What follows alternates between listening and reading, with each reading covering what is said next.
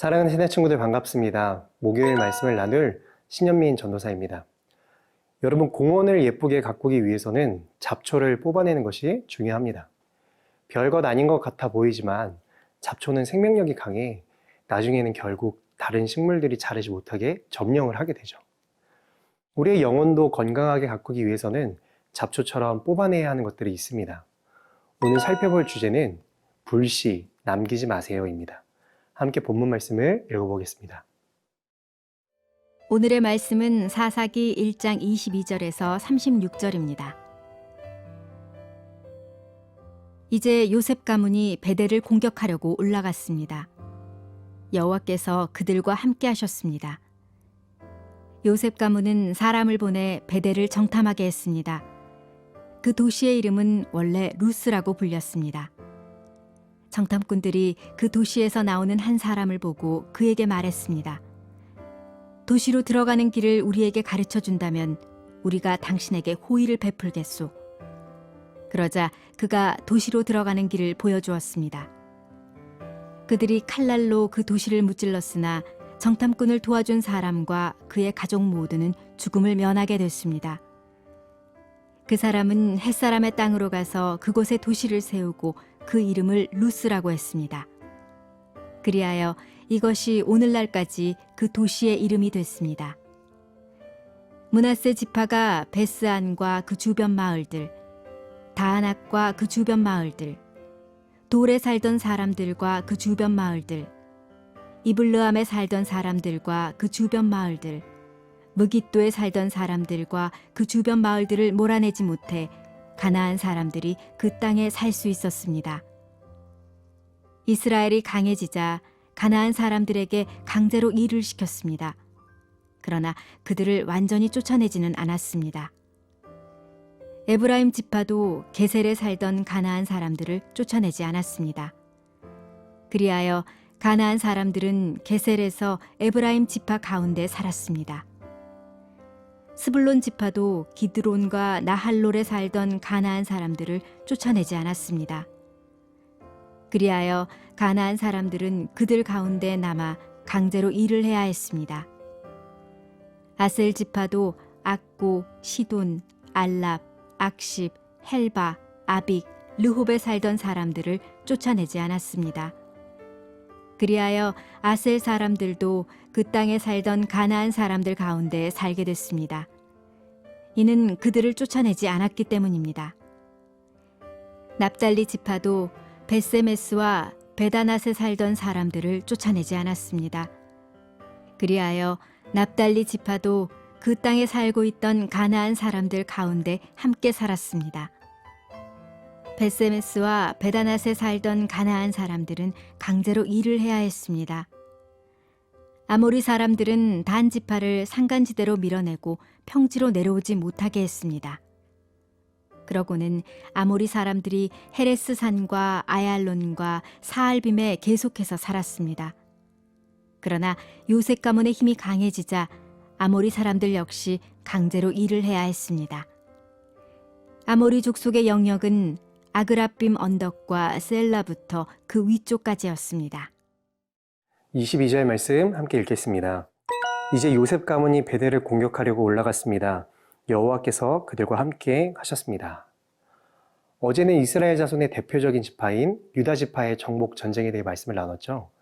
오늘 본문은 요셉 가문의 정복 전쟁에 대해 이야기합니다. 사사기 기자는 먼저 요셉 가문도 유다 지파처럼 그들의 정복 전쟁 가운데 하나님께서 함께 해주셨다고 말합니다. 근데 이 장면에서 오마주처럼 이전에 있었던 어떤 장면이 떠오릅니다. 기생 라합의 사건이죠. 여호수아 시대 때 이스라엘 백성이 여리고성 정복 전쟁에 앞서 정탐꾼을 보내고 기생 라합의 도움을 받았던 것처럼 요셉 가문도 베델 정복 전쟁에 앞서 정탐꾼을 보내고 그 도시의 한 사람의 도움을 받습니다. 이것은 요셉 가문도 유다 지파처럼 여호수아 시대의 믿음의 선배들의 방식을 따르는 것을 보여주고 있는 것처럼 보입니다. 하지만 요셉 가문의 정복 전쟁에는 여호수아 때와는 다른 모습이 눈에 띕니다. 여호수아 때 여리고성 정복 전쟁에서는 라합과 그의 가족들은 이스라엘의 일원이 되었지만 요셉 가문의 베델 정복 전쟁에서는 정탐꾼을 도운 사람과 그의 가족들은 이스라엘의 일원이 되지 않고 26절에 보면 햇사람들의 땅에 가서 성읍을 건축하고 살았다고 합니다. 사랑하는 여러분, 요셉 가문은 하나님의 말씀에 순종하여 가나안 백성을 진멸하든지 아니면 이스라엘의 일원으로 받아들여 하나님 백성으로 살아가는 교육과 훈련을 시켰어야만 했습니다. 그러나 그들은 자신들의 판단대로 적당한 기준을 세워 타협하며 나아가는 모습을 보입니다. 우리는 늘 깨어 있어야 합니다. 내 기준대로 살아가고 있는지 아니면 하나님의 기준대로 살아가고 있는지. 오늘도 민감하게 깨어 하나님의 선하시고 온전하시고 기뻐하시는 뜻이 무엇인지 깨닫는 모든 새나 친구들이 될 수 있기를 축복합니다.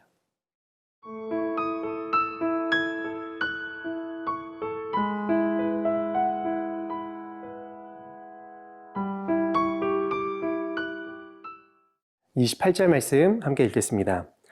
이스라엘이 강해지자 가나안 사람들에게 강제로 일을 시켰습니다. 그러나 그들을 완전히 쫓아내지는 않았습니다. 유다 지파처럼 요셉 가문인 므낫세와 에브라임 지파도 가나안 족속을 쫓아내는 데 실패했습니다. 가나안 북쪽 정복 전쟁 가운데 리더십의 역할을 해야 할 므낫세와 에브라임의 실패가 자연스럽게 다른 지파들인 스불론, 납달리, 단 지파의 정복 전쟁의 실패로 이어졌음을 우리는 보게 됩니다. 한 지파의 작은 타협이 모두의 타협으로 번져가게 됩니다. 그리고 아주 작아 보이던 이 타협은 결국 하나님을 향한 반역이라는 결론을 이끌어내게 됩니다. 이스라엘이 강해지자 그들은 가나안 사람들을 강제로 노예 삼았습니다. 이스라엘이 정복 전쟁을 하던 처음부터 가나안 족속을 노예 삼으려고 생각하지는 않았을 겁니다. 그런데 전쟁을 하고 땅을 차지하고 힘이 강성해지면서 그들이 내쫓지 않았던 가나안 족속들이 눈에 들어왔을 거예요. 그러고는 그들을 노예 삼아 일을 시키기 시작했습니다. 불과 몇십 년 전만 해도 본인들이 처해 있었던 상황을 다른 민족에게 똑같이 행하고 있는 이스라엘입니다. 그런데 지금 이 모습이 왜 문제가 될까요? 하나님께서 말씀하신 대로 행하지 않았기 때문입니다. 하나님을 뭘 원하셨습니까? 가나안 족속을 몰아내고 이스라엘이 구별되기를 원하셨습니다. 가나안에 만연해 있는 우상 문화를 진멸하고 하나님의 거룩한 나라를 세우기를 원하셨습니다. 그러나 하나님의 말씀은 온데간데 없고 그저 자신들이 원하는 대로 판단하고 행하고 있는 이스라엘의 모습은 반역자의 모습에 불과합니다. 사랑하는 여러분, 이스라엘의 모습처럼 우리의 단 한 번의 아주 작은 타협은 하나님의 말씀을 반역하는 모습으로 자라날 수 있습니다. 그렇기 때문에 우리는 주관적인 판단, 적당한 선택이 아닌 철저한 하나님의 관점에서 판단하고 거룩한 선택이 날마다 우리 안에 있도록 늘 깨어 있어야 합니다.